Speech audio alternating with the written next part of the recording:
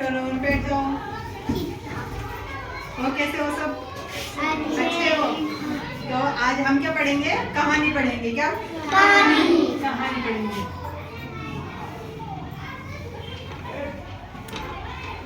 और कहानी किसकी पढ़ेंगे? दो बिल्लियों की और एक बंदर की। किसकी पढ़ेंगे? दो बिल्लियों की एक बंदर की कहानी पढ़ेंगे।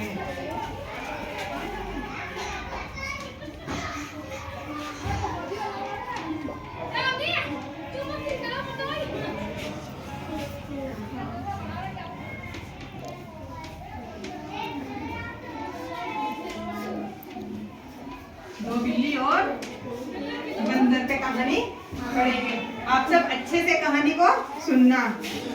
दो कौन होती है? बिल्लियां होती है ना। और उनके पास में एक रोटी होती है। क्या होती है उनके पास में? एक रोटी होती है।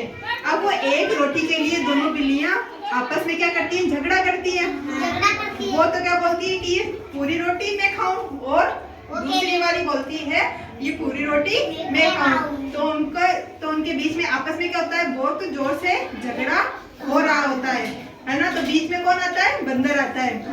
बंदर आके उनको बोलता है कि चलो एक काम करते हैं कि मैं तुम दोनों को बराबर हिस्से में रोटी के टुकड़ा बांट देता हूँ, है ना।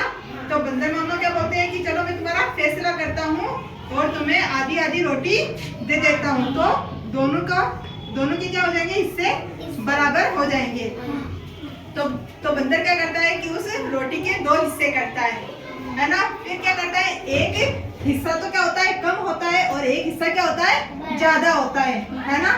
तो बंदर क्या बोलता है? अरे एक हिस्सा तो कम हो गया और एक हिस्सा ज्यादा हो गया, तो मैं एक काम करता हूँ, जो ज्यादा वाला हिस्सा है उसमें से थोड़ा बहुत क्या तोड़ के और उस हिस्से को क्या कर देता हूँ? बरोबर कर देता हूँ। तो वो क्या करता है? जो बड़ा हिस्सा होता है उसमें से थोड़ा टुकड़ा तोड़ के और खुद खा जाता है। फिर जो वो दूसरा वाला हिस्सा होता है वो क्या होता है? कम हो जाता है, और पहले वाला ज्यादा।